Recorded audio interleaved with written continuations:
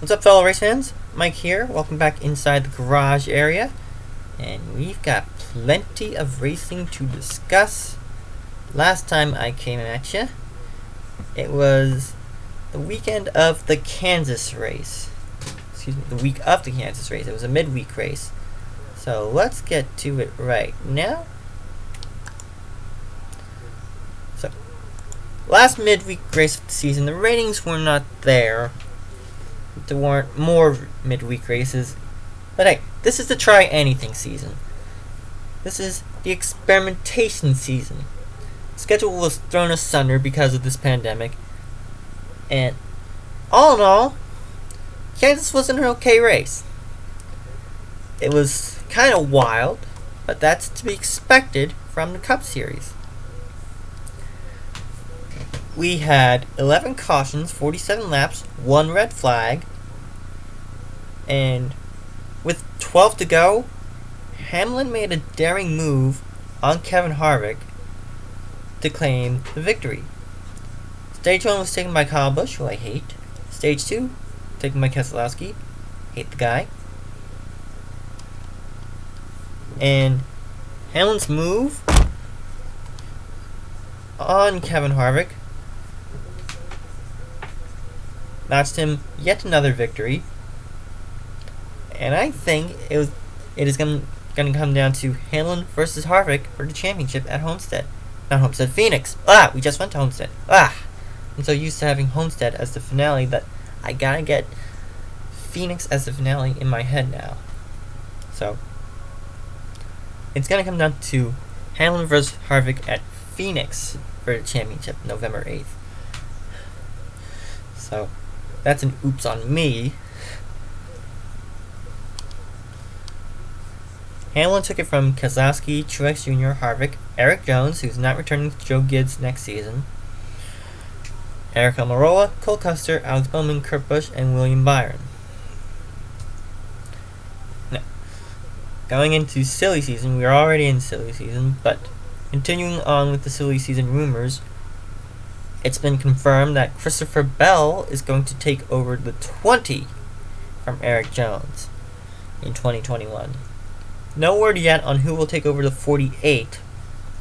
However, I will monitor.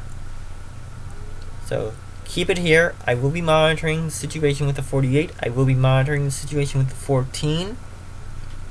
Because that's looking like Kyle Larson may be making his return to NASCAR if things don't pan out with Clint Bowyer.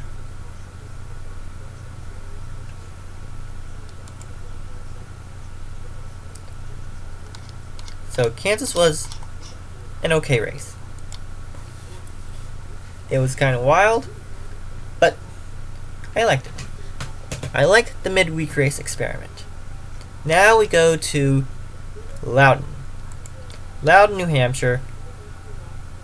It was race number 20 of the season, and it was a pretty pedestrian race, so to speak. Again, 11 cautions, this time for 52 laps. Stages were 75, 115, and 116 for the final stage.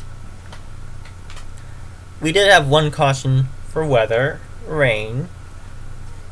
We did have a competition yellow, as has been standard practice this season.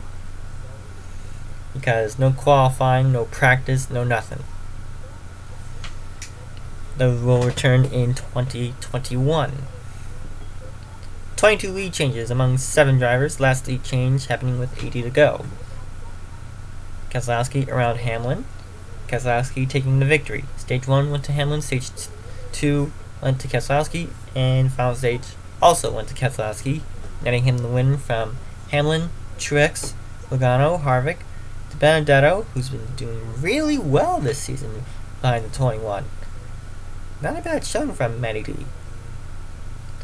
Almirola, Custer, Chase, and Tyler Reddick. Again, rookie doing well. So, we have 2 rookies doing well. And I'm surprised to see Christopher Bell doing well as well in this rookie class. He's on the backmarker team with the Vine Family Racing, just bought by Spire Motorsports. And now he's netted himself the number 20 ride for JGR in 2021. So, good on him. Good on him.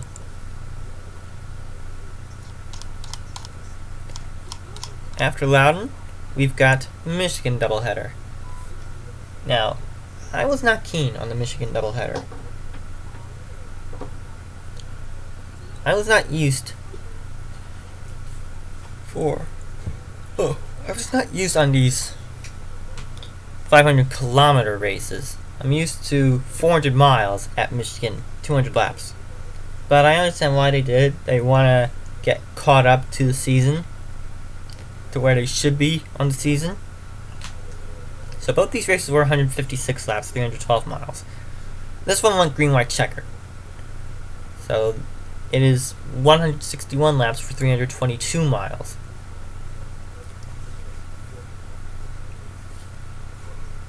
Sorry, I'm no good right now. But I'm gonna try and push through. So, here we go. It was Logano, Hamlin on the pole, on the front row.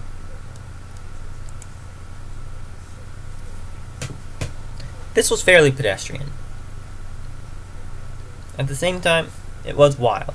We had 9 cautions, 43 laps, and Harvick hit for the cycle.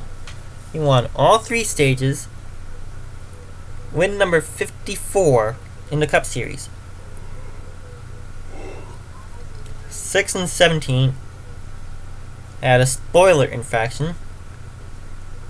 7 and 48, multiple inspection failures, so that sent them to the rear. There were 12 lead changes among 7 drivers, and that last lead change happened with 8 to go in scheduled distance. Harvick got around Chase Elliott, who I thought had a really good car,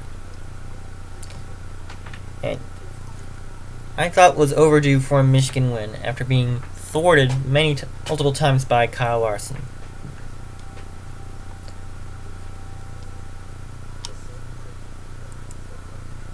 And Happy Harvick was not done. No. He also ended up winning the back end of the doubleheader. 5 cautions, 24 laps. Boyer took stage 1, then Harvick just took it from there, making it a Stuart Haas showing at the Michigan doubleheader. Win number 55 for Harvick. 15 with an engine change. Number 7, transmission and driver change. So that sent them to the rear. Ryan Preece, double inspection failure. Sorensen and Suarez, 2 inspection failures. Preece was in a backup car, had himself 2 inspection failures. Dillon, Newman, Reddick, Almirola, Kyle Busch, McDowell, John Hunter Nemechek, and Cole Custer, all in backup cars. So, yeah, a lot of guys sent to the back. 10 lead changes among 6 drivers. Last lead change happened with 40 to go. Harvick around teammate Eric Almirola for the victory. Harvick took it from Hamlin, Truex Jr., Kyle Busch, Logano, Almirola, Matty D, Austin Dillon, Chase, and Kurt Busch. So, heading in to yesterday's event at the Daytona Road Course, Harvick, 137-point advantage over Hamlin, Blaney, Chase, Logano, Truex, Almirola, Kyle Busch, and Kurt Busch. So we went to the Daytona Road Course, never before seen track layout for the Cup Series, for Xfinity, and for trucks. I'm going to be focusing on Cup because the Cup telecast had a little something controversial to the NASCAR fandom. After the race, won by my guy, Chase Elliott, NBC was on a quick off. Yeah, NBC was on a quick off because of the lightning delay.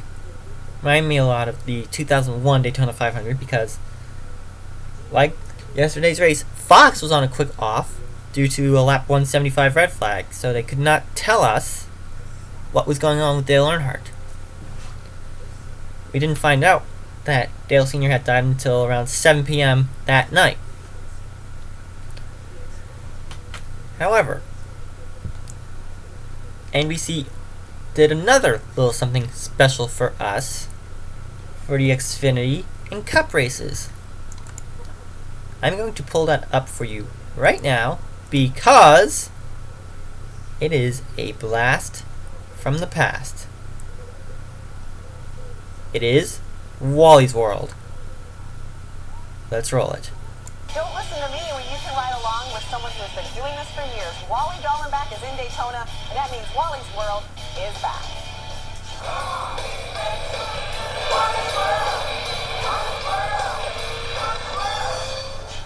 Well, welcome to Daytona Motor Speedway, the road course. And yes, NBC has pulled me out of storage to take you around for a lap. So let's get with it. Let's see how these guys are going to react. Never going into turn one. Most of these guys have never driven this racetrack. Turn one is pretty deceiving. You can pull in a lot of speed here. Downshift, it's a real slow corner, but it's very deceiving. You can go in deep. You want to get really tight here. This little zigzag here is not really a spot you want to run side by side. Leads you to a little bit of a short chute that goes into the horseshoe. This place right here is all patience. You run in too hard, the car's going to push. It's not going to turn. If you get on the gas too early, your car's going to get sideways coming out of here. It's a really frustrating turn. Short chute now that leads up to the king. You're going to be carrying a lot of speed through here. Most of the guys, I'm going to say, are going to be lifting. Breathe the throttle. Make sure the front tires are going to stick. When they do, get hard on the gas again, and then you're back to the west horseshoe. Same deal. Takes forever to get around this corner. It's slow, but you really can't get aggressive because you'll lose a lot of time. So you just got to kind of roll through here, get it straight, get hard on the gas to this next short chute. I've been through this next corner a couple of thousand times, and I never feel like I've gotten it right. So I really can't help you. You're on your own here. Drive right up the racetrack, up the banking, right to the wall. I try to get as close to the wall as possible and then back down. Why do I get close to the wall? I just like getting close to walls. Coming out of turn two here, that's going to lead onto the backstretch. Just kind of run your own line here in the banking. You're going to see a lot of side-by-side here. Get on the backstretch. Again, unnecessarily close to the wall, and it's really just for my own amusement. Coming into the chicane here, this is a great passing place, but you've got to time it right. You don't want to come through here side by side. So if you're going to outbrake somebody, you try to want to get by them or almost by them. If you don't, the guys behind you are going to make up a lot of time, and they're probably going to pass you here. Now, normally when I get to this part of the banking, the 31-degree banking at Daytona, I kind of like to take a moment for a selfie. Now we're coming to the last chicane. This is new to everybody, even myself. So we're coming right down here out of turn 4 on the oval. You're going to be really getting on the brakes here, downshifting. You're going to carry a lot of speed through here. It's very, very, very tight. These guys hit these bumpers. There's going to be a lot of damage. Out of the chicane and back to the start and finish line. Now, if it rains, you can expect a lot of chaos. And if you don't believe me, well, you wouldn't be the first. So, let's pull up the results.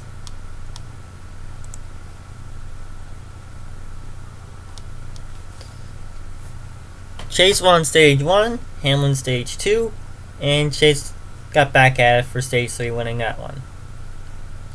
Just his 8th career victory in the Cup Series. Driver change for the 3 and the 77. Of course, Austin Dillon was out because he tested positive for COVID-19. Kaz Gralla stepped in, and he did pretty well. Finished 7th in his Cup debut. Not bad, Kaz, not bad. 32 with 2 inspection failures, 66 unapproved adjustments, only 4 cautions for 7 laps. I thought it would be much more chaotic, considering that this is an all-new track layout. It replaced Watkins Glen because of New York's quarantine rules.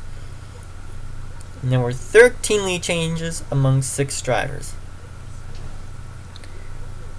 Reddick got Rookie of the Race, Harvick was on pole, and Restart Award went to Chase Elliott. Chase wins from Hamlin, Truex, Jimmy Johnson, Chris Buescher, Boyer, Gralla, William Byron, Logano, and Michael McDowell.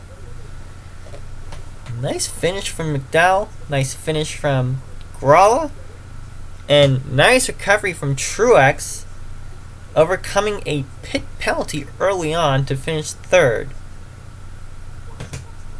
I really wish he had one more caution so we could get another epic battle between Chase and Truex, like we saw at the Glen the last 2 years. But anyway, we've got the doubleheader at Dover next. I'll be back at you hopefully Friday with a preview. And let me know in the comments, what did you think of the Daytona Road Course? What did you think of NBC pulling a quick off because of the lightning delay, and also because of their commitments on NBCSN with Flyers Canadians, commitments on the main network with NBC Nightly News? Gotta give the people there a Lester Holt. And what did you guys think of the return of Wally's World? Should they bring Wally back in 2021? I think they should. Heck. Bring Alan, Wally, and Phil Parsons in for the throwback race at Darlington in a couple weeks. I'd love to see that. Anyway, let me know in the comments below, and I'll see you in the next one. Rock on, race fans.